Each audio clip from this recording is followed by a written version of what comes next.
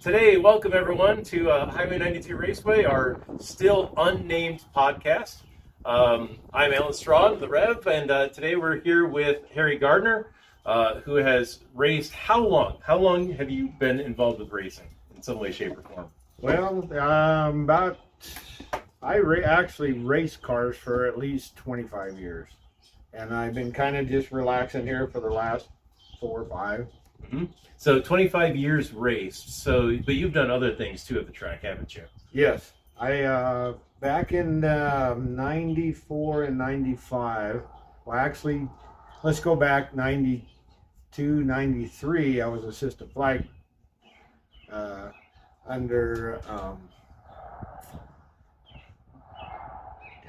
Can't think of his name now. I'm not good with names. But anyway, and then I went on 94, 95 and became head flagman from 94, 95. And then I started racing full time in 96 with my own car. Oh, okay. So you started racing someone else's, and then you started flagging, and then you started racing your own equipment. Well, see, back in 94, 95, I ran Enduros. Okay. And so I traveled around to Fort Morgan and stuff. And then I also ran, Dale Menke had a car, and I drove it in Alliance for him. So 94, you started racing full time for yourself. 96. 96. Yes. And so, I'm gonna have Eden pan over here. It's great. We have a videographer. Harry drove out his first tow vehicle. Tell me, Harry, that's not, I don't think, what people were towing vehicles with in the 90s, were they? No, that's all I had, and I wanted to race. Oh, wow. And so when's the last time you actually towed a vehicle with that one? You know, probably about 10 or 15 years ago. I still pull my car trailer around and put something on it, but you know, as far as towing a race car somewhere, it's been a while. So did you only race here at Highway 92? Well, back then it would have been Oregon Trail, Speedway. Did you only race here, or did you go other places? No, well, like I said before, I did race in Alliance too. In fact, in Alliance in '97, I raced there, and in '98, I raced in Alliance too, and I got third place actually down there. My first year here was in '96. And in the 25 years you've put a car on the track, how many championships have you won? Only 2 championships, but I think I got around probably 160 trophies. Wow. And so we were talking before this, and we realized, gosh, we should have been recording this. So were you immediately successful the first year you raced, or? Yeah, actually, my rookie year, I got a trophy for Rookie of the Year for one. And I got a plaque because I had won 13 main events, and I won a championship all in the first year. 13 main event wins in your first year. So what do you think contributed to that amount of success right away? Actually, my car builder that helped me pretty much build my car, Dale Menke, helped me build my cage and everything, and that guy could make a car hookup. And I had a lot of help from other people telling me, back then we ran radial tires, and so just a lot of help from a lot of people. So you couldn't do it by yourself? No, and all the years I've been racing, my wife was probably my best supporter. And she was probably also my best sponsor. Nice. So, and I really owe it to I really owe it to my wife, because you got to have their support, or your racing just won't work. Yeah. Well, so what? You had immediate success. Did that success continue on throughout your racing years, or? It did. Like 98 and 99, I won 3rd and 4th place, but back when we were racing then, we had really competitive cars, and we had a really good car count. On average, we'd have 15 to 25, you know, pure stocks. So, and back then a pure stock was, well, right now a super stock is what you would pretty much call a pure stock back then, except for we ran radial tires instead of racing tires. Sure. And with, you know, with that, you know, with that continued success, what kind of a reputation did you have out here? Well, you know, it's kind of funny. I always had a nickname called HairDog. That was my nickname, my racing name, I guess. And, you know, if people don't know me by my name, I'm still being called HairDog by hundreds of people. So, you know, I guess I made a pretty good reputation. And, you know, and I kind of moved on, and you know, besides just racing out here part-time, I went to Cheyenne. They had a really good racing program. And, you know, there was a time when, you know, they made it worth your time and money to go there. And, you know, that's back when it wasn't so expensive, too. But I went over there, and I raced over there, and I won a championship in 2004 over there in the pure stocks. And I don't know if there was a night that we didn't have less than 20 cars. Wow. You know?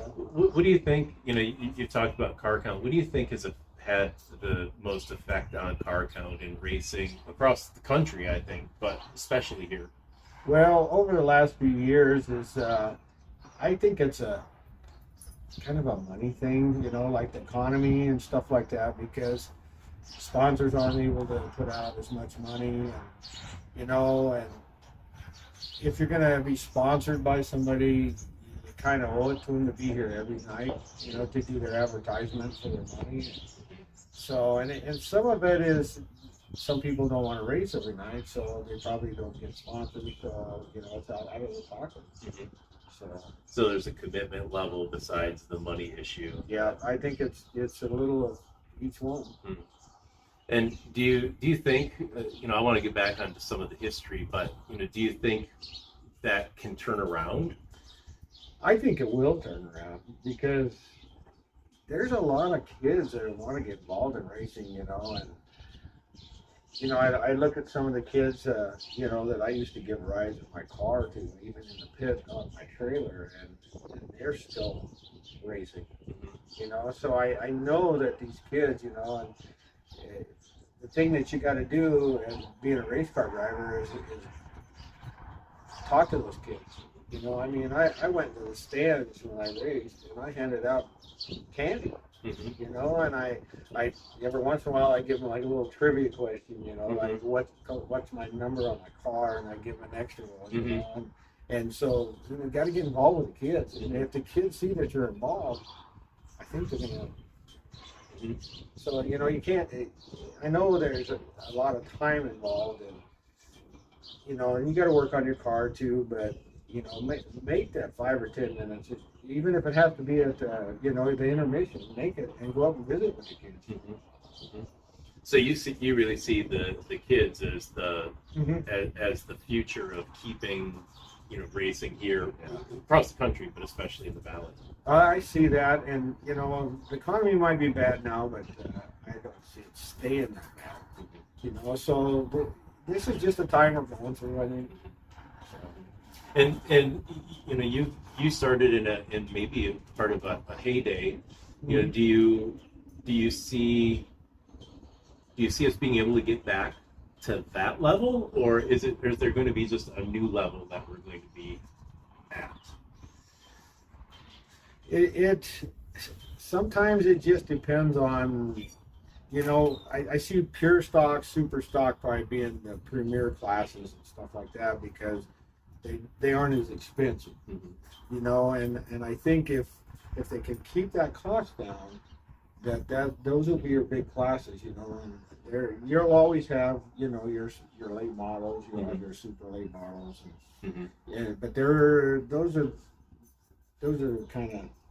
I had someone tell me, and again, you were around, I wasn't. You know, that our top division probably has never been our top car count division. It's probably always had a smaller count than others. It's always been a little bit smaller. It's very exciting to watch.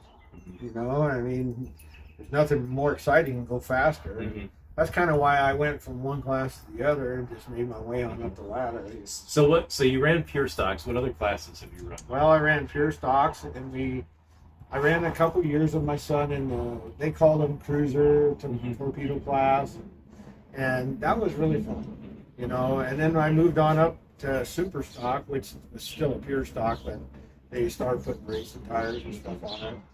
And after that, I decided to go into Grand American Modified, and that was a lot of fun, but a lot of money.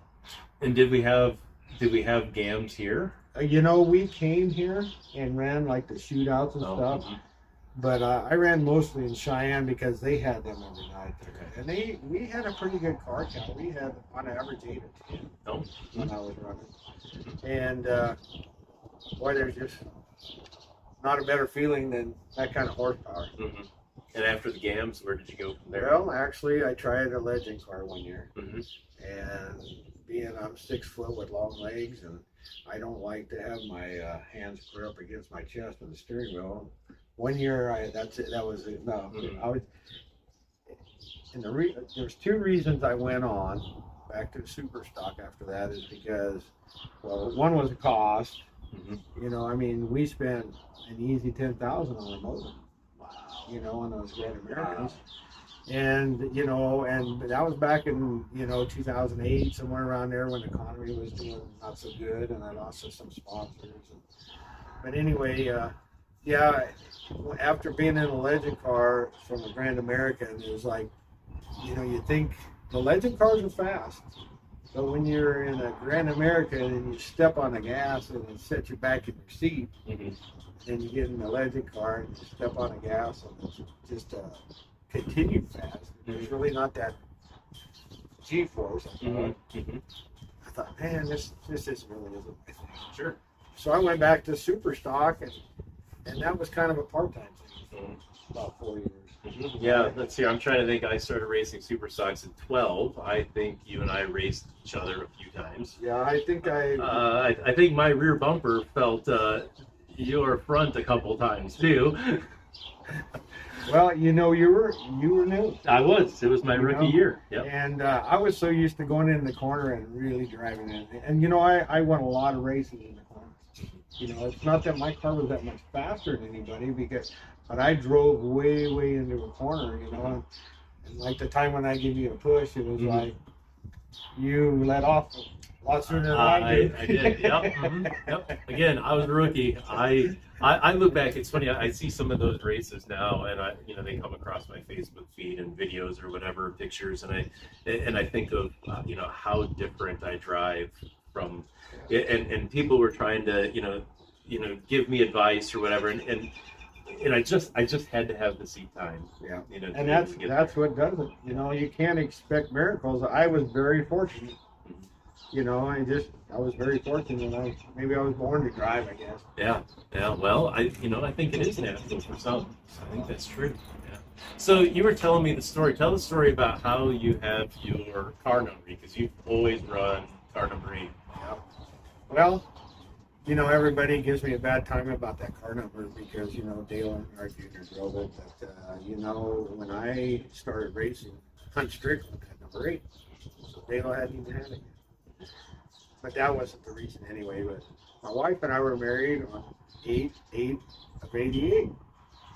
And I thought, man, that's the best thing that ever happened in my life. You know, number 8, 4 8s. It's like, I guess we're going to use the number 8 on that race car. And you know what? It was as successful as my marriage is. And if you don't follow Harry on Facebook or anything, he does have a very successful marriage. The love that the two of you show each other is just incredible, and you certainly are a role model for marriages. Well, thank you. And you know, a lot of that's because I give it all to God. You know, our Savior is the one that has given us the peace and the contentment we've got. So, yeah. Of course, there have probably been hiccups along the way too. Yeah. Any of them around racing? No, actually not. But I do get a kick out of watching my wife sometimes at the track because she might be 5 foot tall, but I think she climbed the fence about 10. That's great. What are some of your favorite memories of racing here at Highway 92?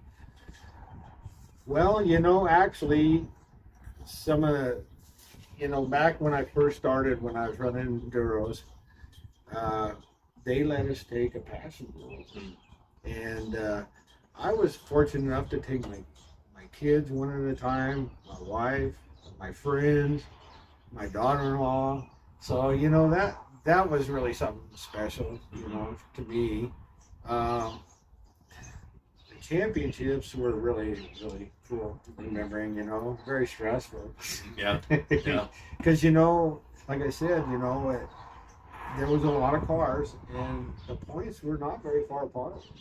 And the reason I got third place in Alliance that year is because I was back when the Kaufmans were racing and down there and stuff. And I got into a confrontation. Some guy come out of the corner.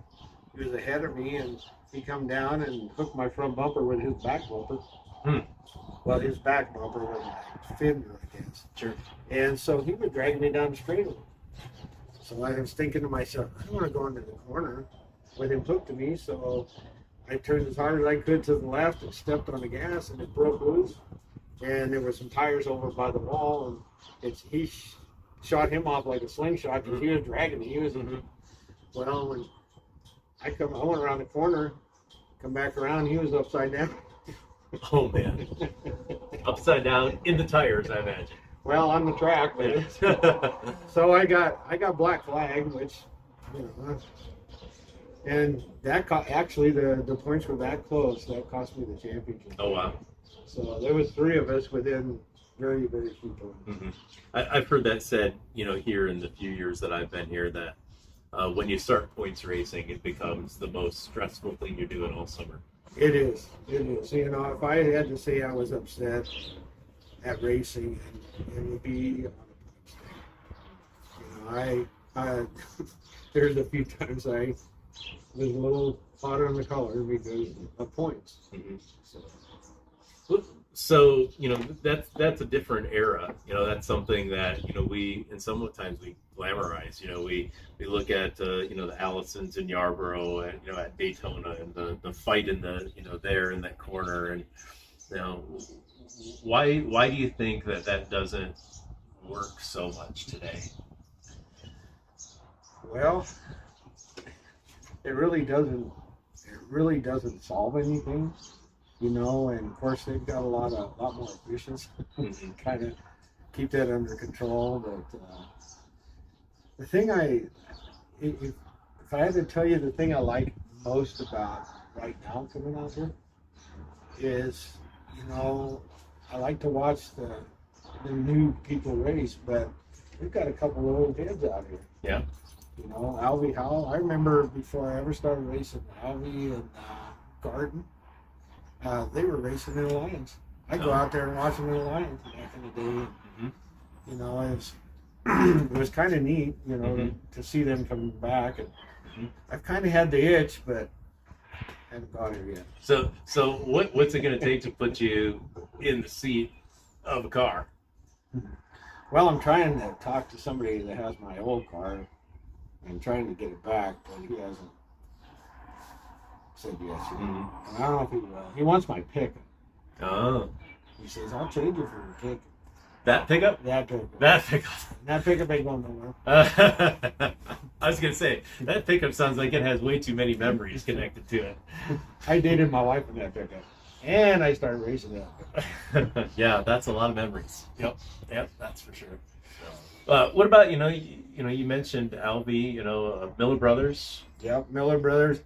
I remember when we go to Alliance, those guys have been some racing friends for a long time. They didn't have a problem changing transmissions in the pit. Wow. I watched them do that one day in Alliance, and I'm looking at them like, you guys are... My transmission went out, I probably wouldn't have changed it. But there was a time when I raced in Cheyenne, and I raced Super Stock in Cheyenne, and I took an extra rear end with me, changed it in the pits. We went to Denver. Wow. And of course, I ran the number 8. Mhm. Somebody had a number 8, so my letters were white at that time. So I used white electrical tape, made me a nice one. It looked pretty good. Yeah. Yeah. Yeah, the things that you have to do just on the spot. That's some of the things that I suppose we don't often think of, especially if you travel. Yeah. What do you have to do to adapt to another track?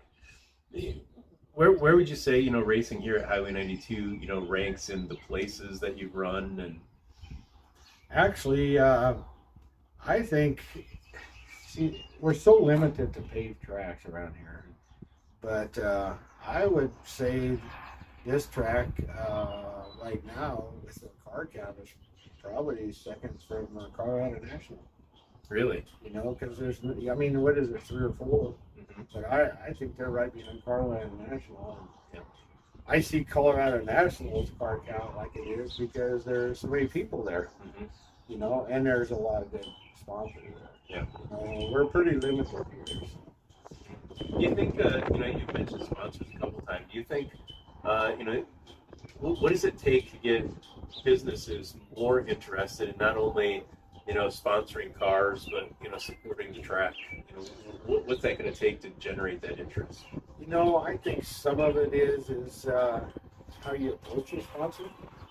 I think you take your stats, write your stats down, take your stats to them, tell them how many times you go around the track, tell them how many times the people are going to see their name, and say, if you give me this much money, you're going to get this much back.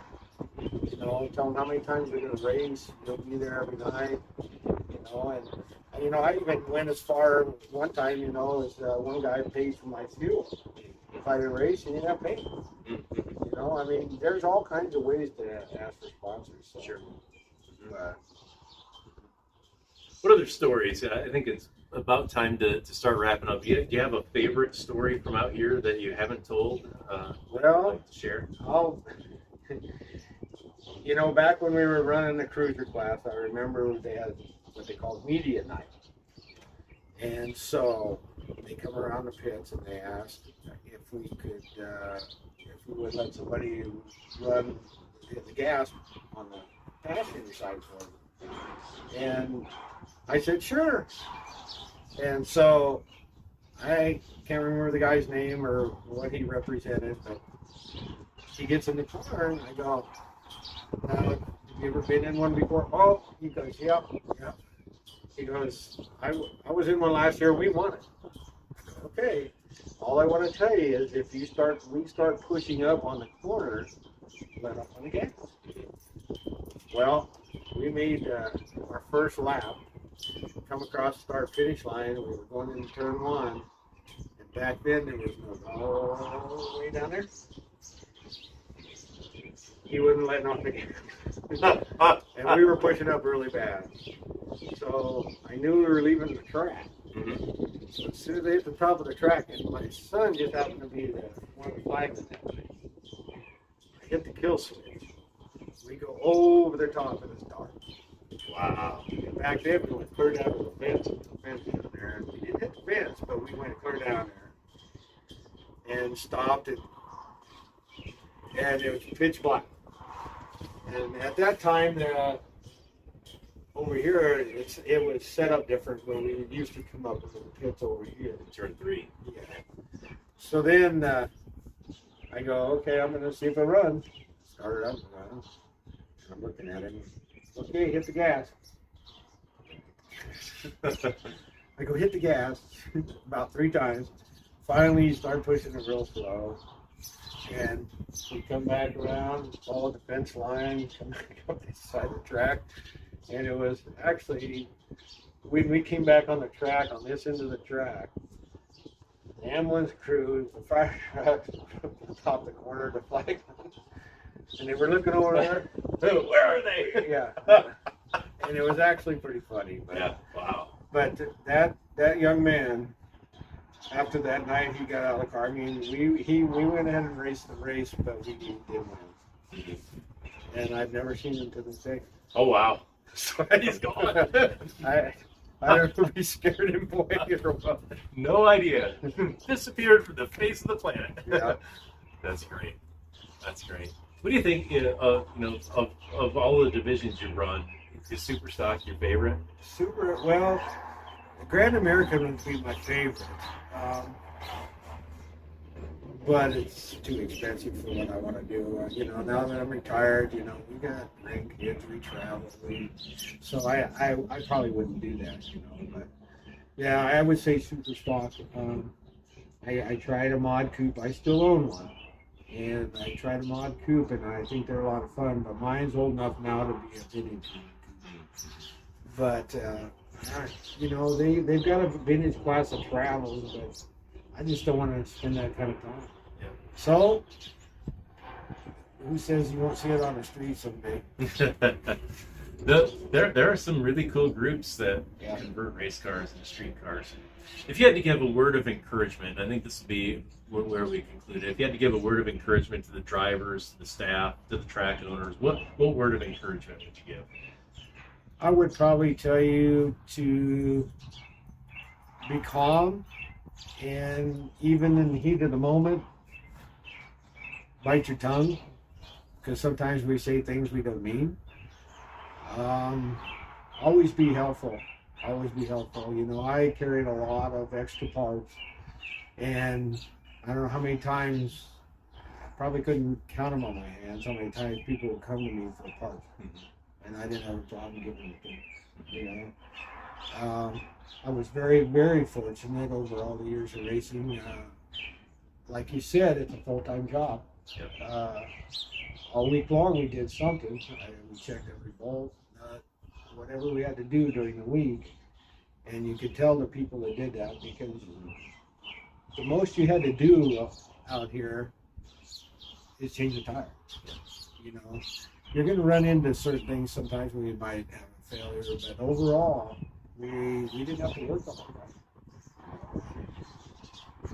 So, and I had a lot of people give me a lot of, when I ran the Grand American Modified, Chris Mueller out of Colorado, he gave me some good information. He goes, if you're not smooth, you're not going nowhere. If you're spinning your tires, you're not going nowhere.